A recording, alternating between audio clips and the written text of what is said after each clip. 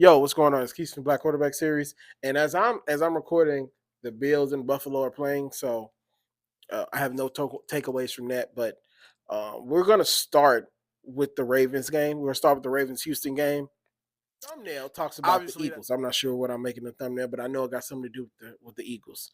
Um, this is a bad loss. This is a bad loss. They've been having bad wins. This is the first bad loss. Hurts 23 for 38, 280 yards, 2 touchdowns. Barkley, 6 carries, 30 yards. That is kind of scary. I don't think I spoke much about this last season, but has Barkley hit his peak in rushing? I think it's like 300 carries or something like that to when a running back falls off. Has he hit that? Or did he just get so high last year that we just expected him to run like that again against for this top 10 offensive line? So I don't know, but 6 carries is terrible. But I know they were trying to get the receivers more involved. AJ and Devontae are chirping now, so the offense feels compelled to get them going. So I definitely understand. And it was working. It was 17-3 going into the fourth.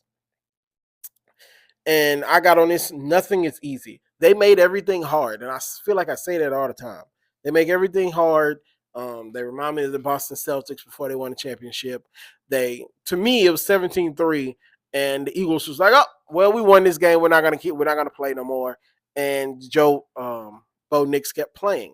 And to me, that's the biggest thing that we saw. Um, it's a bad loss.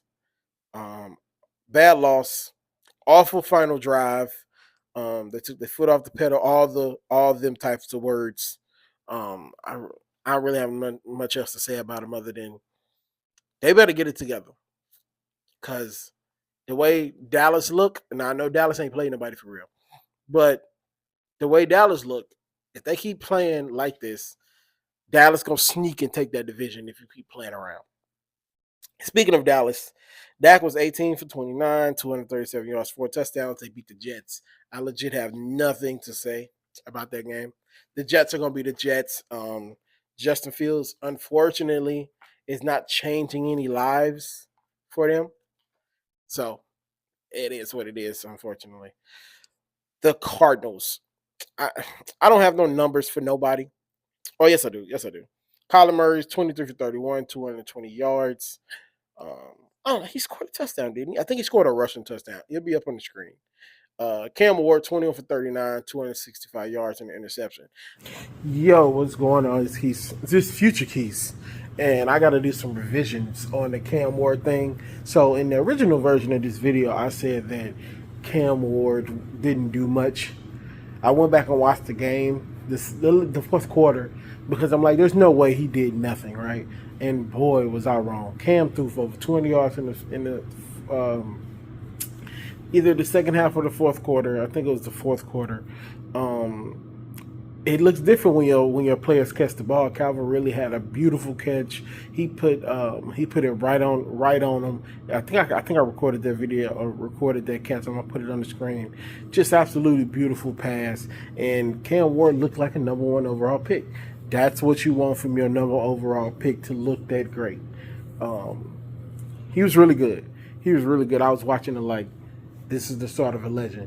Now, regardless of the pick, it was some wild plays in there, and it was like some, okay, Cam, we see you, we see what you're talking about. So, but he's a rookie. That's what rookies they're gonna look super high, they're gonna look super low. But me saying that he didn't do much, that was a complete whiff by me. Cam played spectacular for a rookie in that fourth quarter of the second half. This is the weirdest pick, fumble, touchdown ever. So Cam Ward essentially throws the game-losing interception.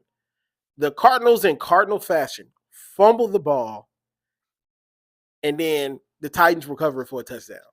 Like, only the Arizona Cardinals would do that. And then that leads to a 3-and-out. They couldn't score off that. And then Cam Ward leads his first game-winning drive. They kick a field goal. They win the game 24-21. No, it's 22. It was 22-21.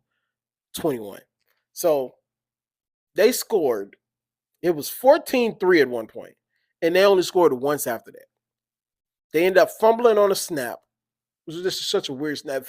If I can find it, I'll put it up on here.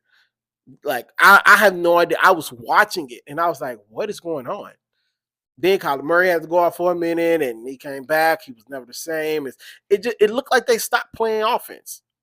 They stopped playing offense. I have no idea what's going on. But Arizona is going to give you a great game for better or for worse. That's just how they've been. And I don't even know what to say about that. But yeah, yeah. Yeah, this Cardinals can't finish. The Cardinals can't finish. Shout out to Baker Mayfield. Baker Mayfield had a great day. We're going to have to start having conversations about Baker Mayfield. I think I had him top 10 already. So, but people need to start having conversations about Baker Mayfield being top 10. This season specifically, Baker might be top 5. And that's crazy to think about. The Panthers got a big win. Shout out to the Hornets commentator who called that game. I literally only want to watch that because he was commentating on it. I love his commentary. If you don't know what I'm talking about, go look at some Panther games or go look at this Panther game and then go look at some Hornets games. Hornets are terrible, but their announcers are awesome. What else we got here? Cleveland Browns. The Cleveland Browns. And then we get to Jaden's return.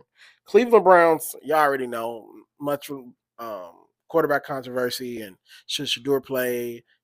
First of all, Shador should be in Cincinnati right now. They need to go trade for him.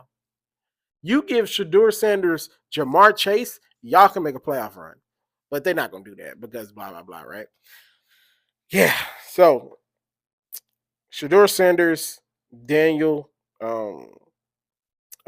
whatever his name is, the quarterback that they drafted before Shador, Dylan Gabriel. There we go, Dylan Gabriel. So Dylan Gabriel made his first start in, I think they playing in London.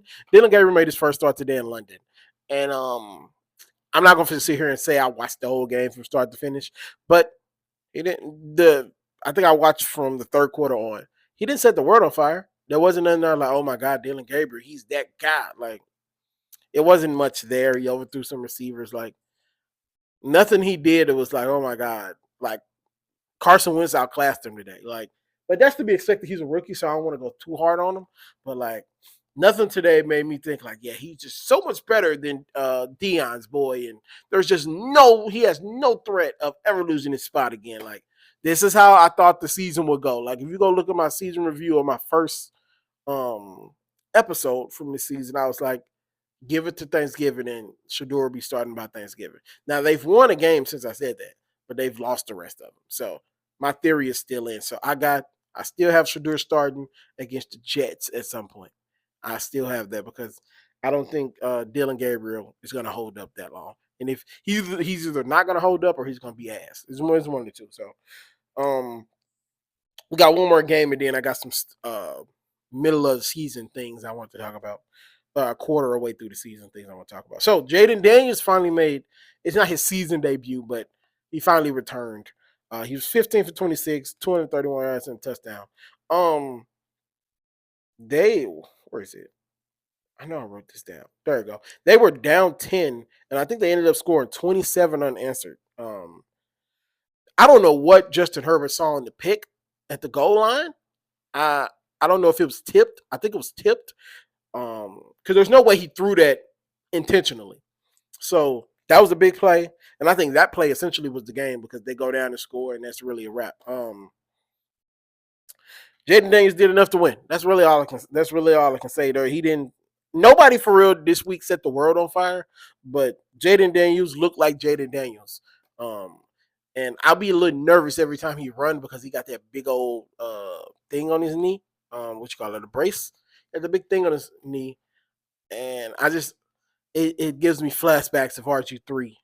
I know RG3 is a raccoon now, but it just gives me flashbacks of RG3 when he was running, and I think it was Lodi Nada took his knee out, and he was never the same. Like, so I don't know, but Jaden looked good. Jaden looked good. He moved well. There was no like negatives to that. So shout out to Jaden. They got it done. It looks like they're on the right track now, and they're gonna be a threat in the NFC East along with the Cowboys and the Eagles, obviously. So I think the Eagles will still win their division, but it's not gonna be easy. I don't think it was. It's never easy in the NFC East. It's never easy.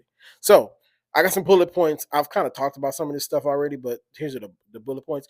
Coaching matters. Daniel Jones and Sam Darnold.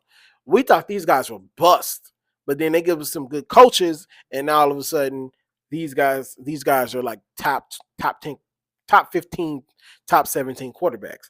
Like Sam Darnold made some plays today. I was like, whoa, where'd that come from?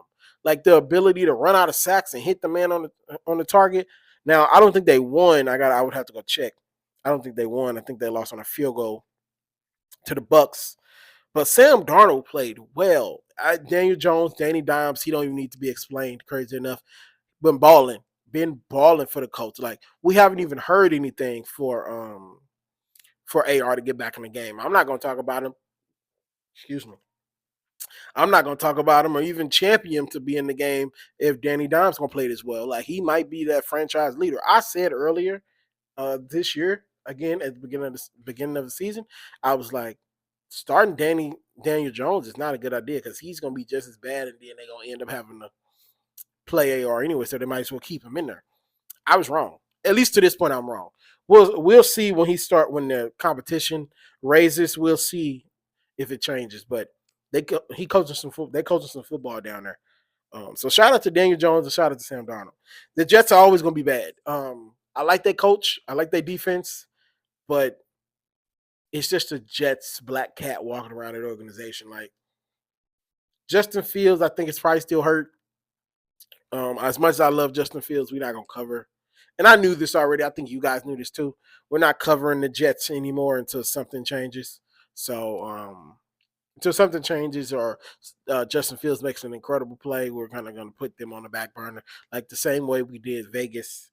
And speaking of Vegas, it's time to bench Geno Smith. I don't know who's their backup, but if you want anything to shake in this season, you got to bench Geno Smith and start over. That pick that he threw today was not him. It was on a tip pass. That one wasn't his fault. But after three picks last week and two of them essentially getting confused with the same coverage, you kind of got to make that decision. So I think it's time to bench Geno Smith. Baltimore needs to be reevaluated. I think we talked more about Baltimore earlier. I made that video a breakout video. So if you want to listen to me talk about Baltimore, go look at that video. I posted that video Monday. Yeah, it needs to be evaluated. I don't even really have much to say. Fire the coach, start over. The Saints might be the worst team in the NFL.